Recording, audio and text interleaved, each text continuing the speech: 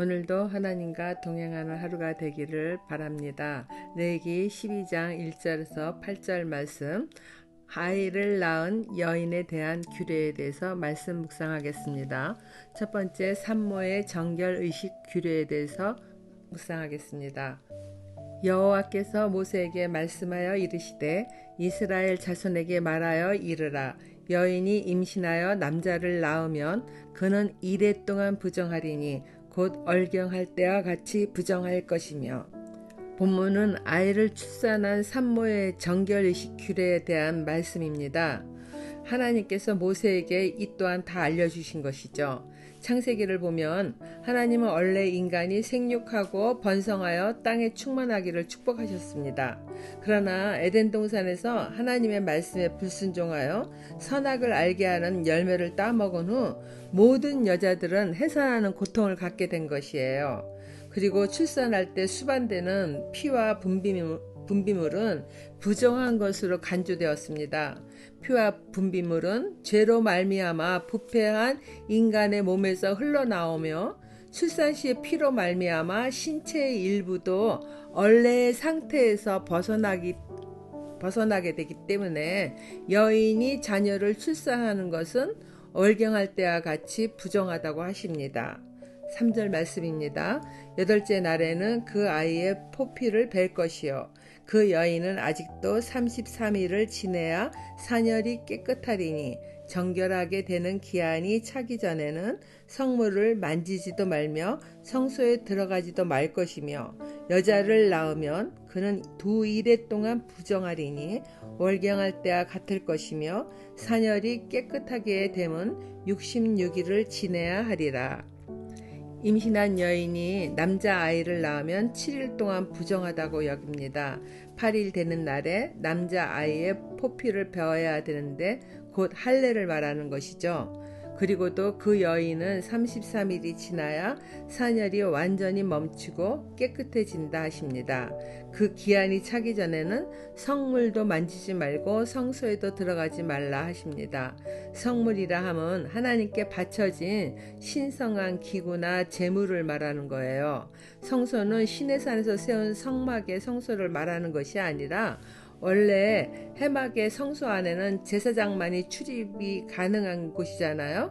그러니까 여기서 말하는 성소는 하나님을 위하여 구별되어진 장소를 말합니다. 특별히 예배나 제사를 위해 구별된 지역에 들어갈 수 없으며 각종 절기라 할지라도 참여할 수 없습니다. 이와 같은 것은 남자아이를 낳으면 총 40일이 되고요.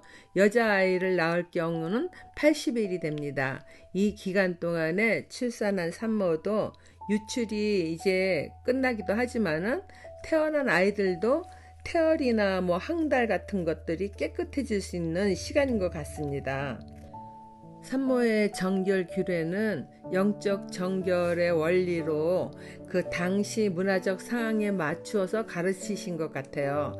그리고 성경에서 40일이라는 숫자는 모세가 하나님과 시내산에서 40일을 함께 했잖아요.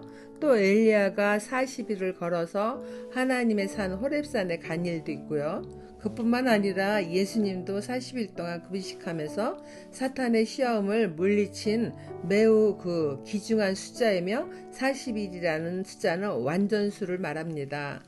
하나님께서 산모의 정결 예식의 기간을 완전한 숫자 40일을 지정해 주신 것은 한 생명을 출산하여 양육할 어머니로서 더욱 온전하게 정결함을 있기를 바라는 하나님의 마음이 아닌가 생각해 봅니다.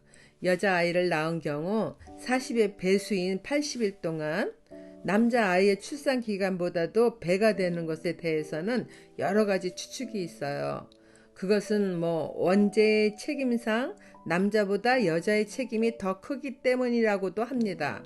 그러나 가장 유력한 이유는 남자아이를 낳을 때보다 여자아이를 출산할 때 피와 분비물이 더 많이 유출된다고 합니다. 그리고 또 딸아이가 이제 자라나서 성장하면요, 또다시 생명을 출산하는 여인이 되잖아요. 하나님은 여자를 보호하기 위하여 더 많은 힘을 가지게 했다는 추정의 말도 있습니다. 어찌되었든 간에 세상에 한 생명을 출산한 거 매우 귀중한 일이잖아요. 정결의식을 하는 것처럼 새 생명을 주신 하나님과 깊은 교제의 시간을 가지고 자녀의 앞날을 축복하는 의미 있는 시간이 될 것이라고 생각이 됩니다. 적용 질문입니다. 복음을 전도하여 새 생명을 주기로 인도하는 것 또한 매우 귀중한 영적 출산이라 볼 수 있습니다. 육으로 출산한 뒤 자신의 정결 예식을 치르는 기간을 가지듯 영적인 자녀를 출산한 뒤에도 그 영적 후사를 위하여 더욱 모범된 삶을 살기 위한 정결함에 대한 노력을 하고 있습니까? 산모의 정결의식의 예물 6절 말씀입니다. 아들이나 딸이나 정결하게 되는 기한이 차면 그 여인은 번제를 위하여 1년 된 어린 양을 가져가고 속죄제를 위하여 집비둘기 새끼나 산비둘기를 해망문 제사장에게로 가져갈 것이요 제사장은 그것을 여호와 앞에 드려서 그 여인을 위하여 속죄할지니 그리하면 사녀리 깨끗하리라. 이는 아들이나 딸을 생산한 여인에게 대한 규례니라. 그 여인이 어린 양을 바치기에 힘이 미치지 못하면 산비둘기 2마리나 집비둘기 새끼 2마리를 가져다가 하나는 번제물로 하나는 속죄제물로 삼을 것이요 제사장은 그를 위하여 속죄할지니 그가 정결하리라. 아기를 출산한 산모를 위한 정결케 되는 기한이 끝나면은 산모는 하나님께 번제와 속죄제를 드려야 합니다. 번제를 위한 제물로는 어린 양을 가져가고 속죄 제물로는 집비둘기 새끼나 산비둘기를 해막의 제사장에게로 가져갑니다.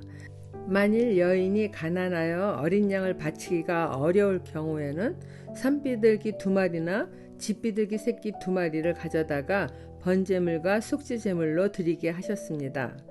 제사함을 위해 제사하는 마음이 중요한 것이기에 제물의 가치에 대하여 차별을 두지 않으신 겁니다. 이렇게 제사를 드리고 나면 그 여인의 사녀리 깨끗해진다고 하십니다.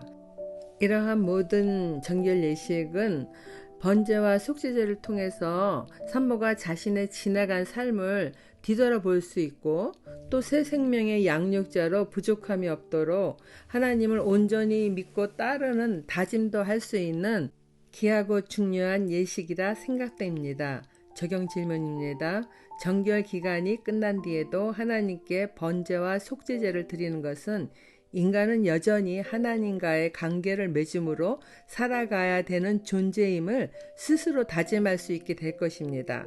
문제가 해결되었다고 그 문제를 해결해 주신 하나님을 잊어버리거나 어려운 상황이나 위기를 내 힘으로 다 해결한 것이냐 착각한 적이 있지는 않았나요?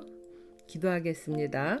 하나님 아버지, 죄인된 저희를 언제든지 용서하기를 기뻐하시고 새로운 삶을 살아갈 수 있도록 정결한 마음 주시고 새 힘을 부어주시니 감사합니다. 새 생명을 양육하다 보면 크고 작은 힘든 시간들이 더 많이 주어지는데 그때마다 하나님의 도우심이 절대적으로 필요한 저희와 함께하여 주실 것을 믿습니다. 삶의 고비고비마다 성령의 도우심으로 이기며 살아갈 수 있기를 예수님 이름으로 기도드립니다. 아멘.